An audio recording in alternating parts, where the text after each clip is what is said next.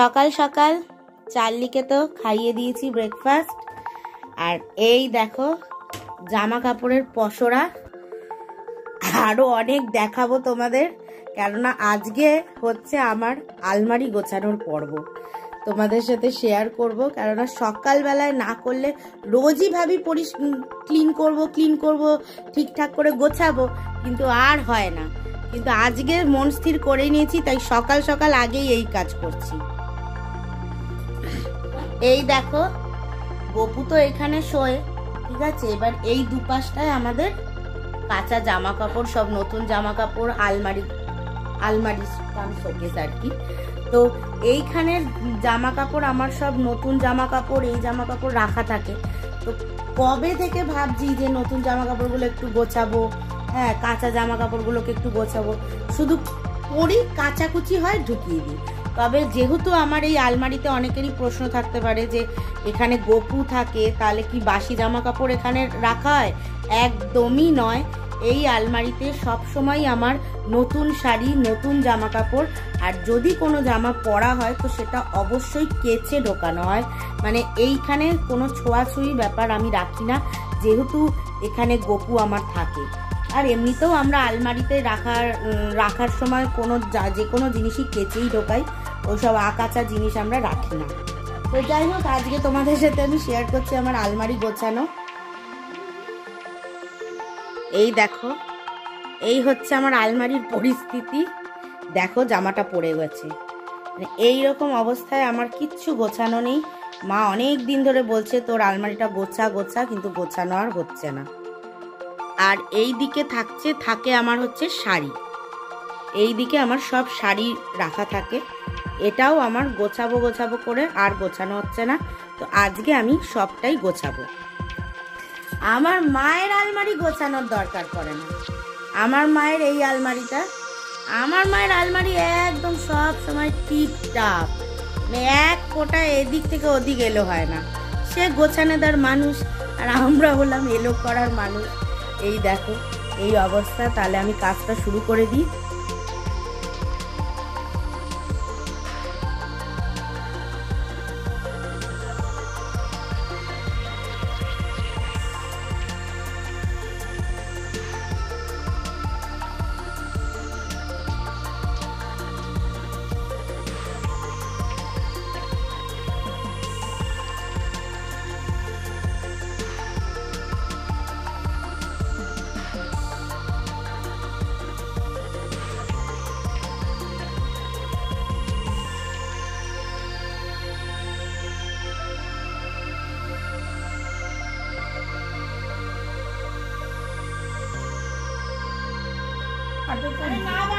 ভালো জিনিস কোথায় কি করে বুঝবো? ভালো জিনিসটা তো বুঝতে হবে।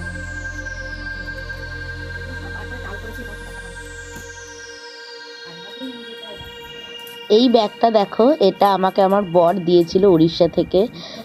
তো ইউজ করা হয়নি, রেখে দিয়েছিলাম যত্ন করে। তো তোমাদের দেখালাম একটু।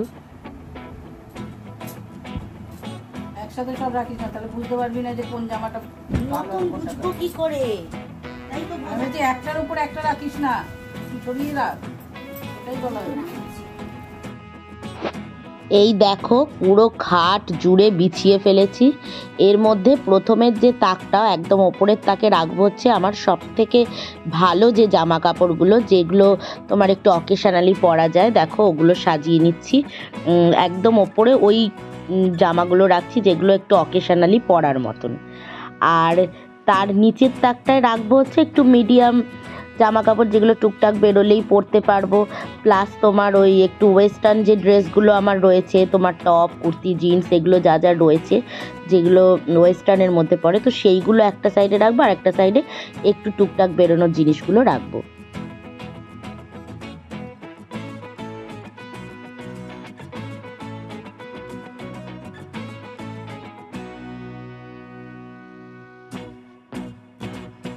এই দেখো আমার ওপরের তাকের সাজানো কমপ্লিট। এগুলো হচ্ছে সব বেস্ট অফ বেস্ট জামাগুলো আমার সব এই ওপরের তাকে রইল।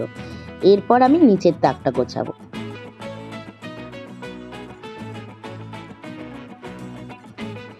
এই ফাঁকে মা একটু দেখো বিছানাটা তুলে নিচ্ছে। বিছানাটাও গুছিয়ে নিচ্ছি এই ফাঁকে। আর এদিকে দেখো চার্লি দুষ্টু করছে, দেখো মা লাঠি দিয়ে ভয় দেখাচ্ছে, মা চাদরটা ভাঁজ করছে আর ওই চার্লি ওটা নিয়ে টানাটানি করছে।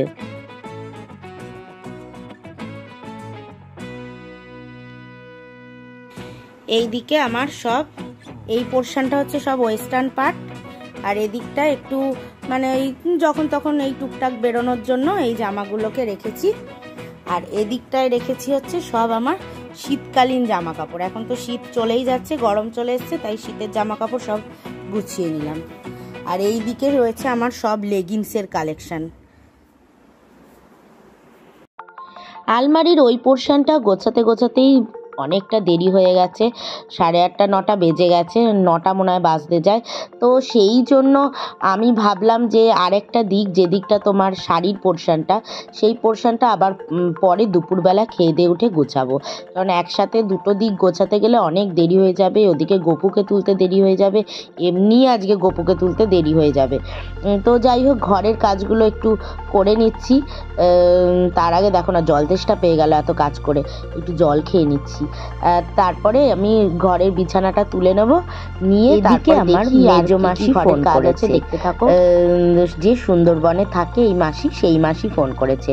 ওই আমার মায়ের যে পড়ে গেল বাথরুমে, চোট লেগেছে, ওটা ভিডিওটা দেখতে পেয়ে ফোন করেছে। আমি তাই বললাম যে এরম এরম হয়েছে, ওইটাই ফোনে কথা বলছি আর এক হাতে গোছাচ্ছি।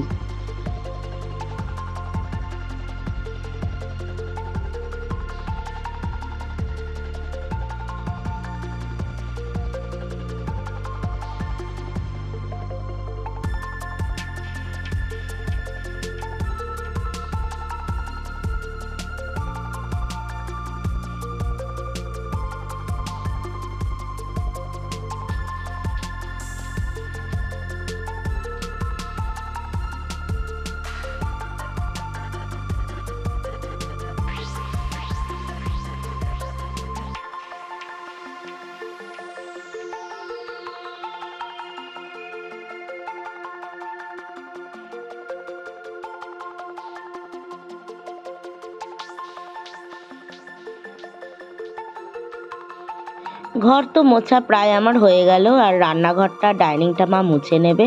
চান করে আমি চলে এলাম গপুর কাছে।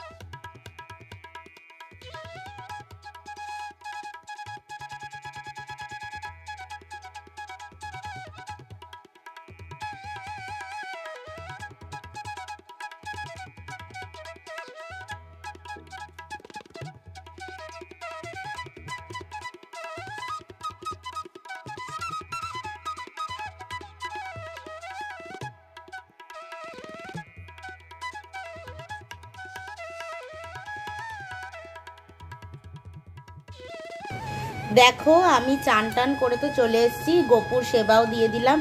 আজকে আমি যেটা বানাবো, আজকে হচ্ছে আমি গপুর জন্য একটু লুচি আর আলুর দম করব। তার জন্য আমি একটু আলুগুলো কেটে নিচ্ছি, নিয়ে সেদ্ধ বসাবো। হ্যাঁ, তুমি সাবধানে পা রাখো মা, একদম সাবধান। আর ওপরে উঠবে না, নিচেই থাকো।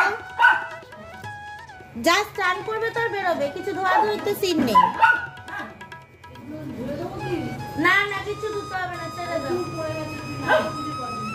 না, কিছু ধুতে হবে না, আমি ওয়াশিং মেশিনে দিয়ে দেবো। ওয়াশিং মেশিনে দিয়ে দেবো। তোমরা এখন কাঁচার মতো নিয়ে নি, চিপতে গেলেই লাগবে পিঠে।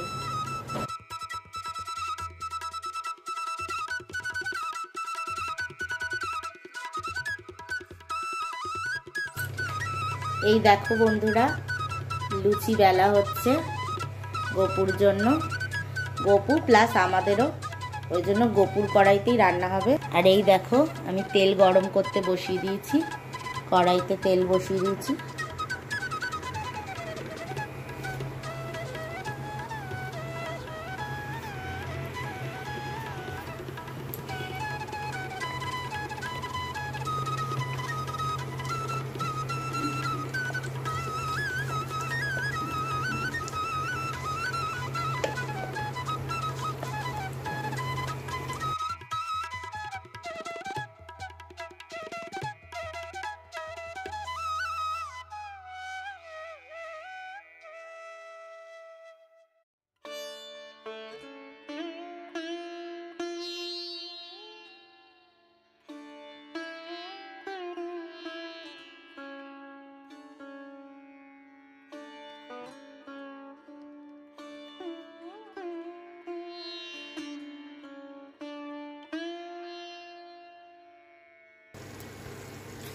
দেখো এদিকে আমার গোপুর লুচি ভাজা হয়ে গেছে, আর এদিকে আমাদের লুচিগুলো ভেজে রাখা আছে এখানে।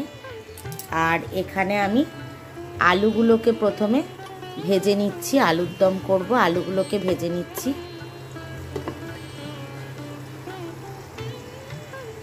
আর এই দেখো আমি আমার গোপুকে আলুর দম আর লুচি দিয়ে দিলাম।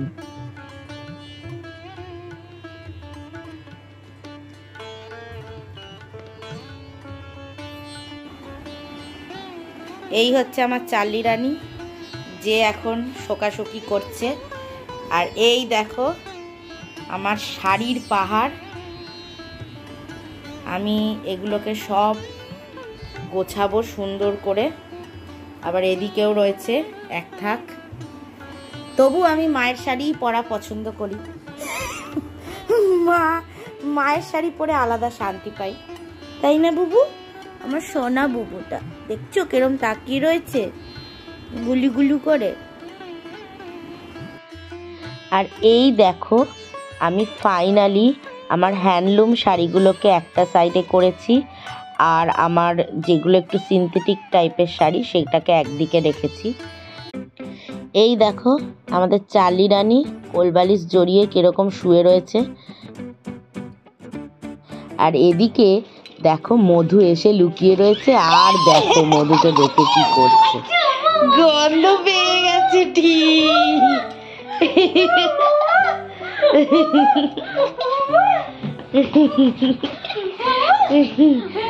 ইস্যু করে পাটা ধুয়ে বাথরুমে।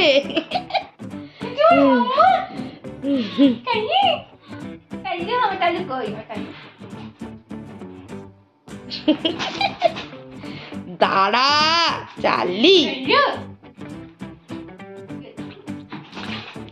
দেখো শান্তি নেই ওর শরীরে, শান্তি দেয়নি ভগবান, শরীরে করে শান্তি দেয়নি।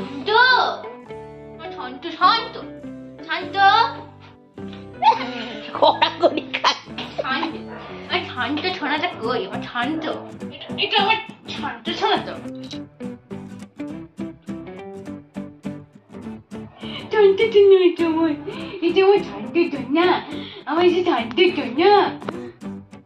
ফাইনালি চলে এলাম দেখো ডাক্তারখানায় মাকে দেখাতে। আর বন্ধুরা আজকের ব্লগটা আমি এখানেই শেষ করব, কালকে কিন্তু দেখা হবে নতুন একটা ব্লগের সাথে। তাহলে আজকের জন্য গুড নাইট। আর তোমাদের কিন্তু আমার ভিডিওটা ভালো লাগলে অবশ্যই লাইক কমেন্ট সাবস্ক্রাইব করে দিও।